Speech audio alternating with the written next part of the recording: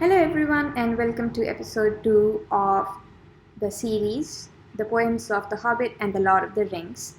The second poem is still from the first chapter, An Unexpected Party, and the poem is titled Misty Mountains.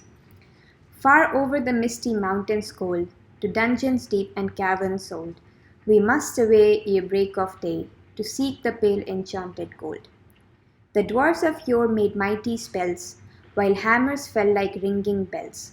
In places deep, where dark things sleep, in hollow halls beneath the fells.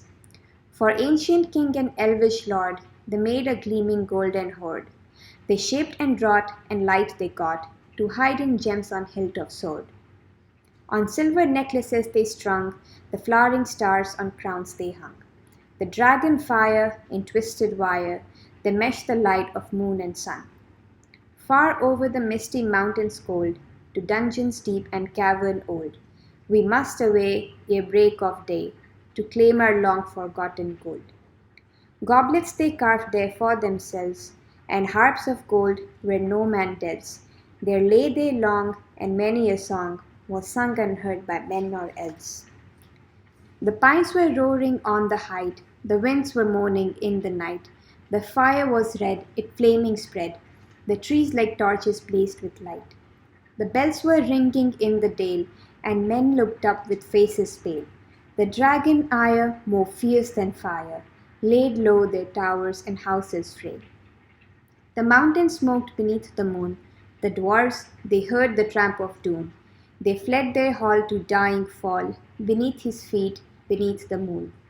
Far over the misty mountains grim, to dungeons deep and caverns dim, we must away, ere break of day, to win our harps and gold from him. What I really like about this poem is that it characterizes the whole race of dwarves and tells us unique things about them, such as they were great craftsmen and miners, and they made such beautiful swords and jewels, and both elves and humans also recognized their brilliance. This poem also indicates that the dwarves had a lot of secrets from men and elves, and the elves and men don't know everything about men. It also talks about how they have lost something, and the gold is a euphemism not just for their wealth and the glory days, but also for their lives and the destruction that they faced at the hands of the dragon Smaug.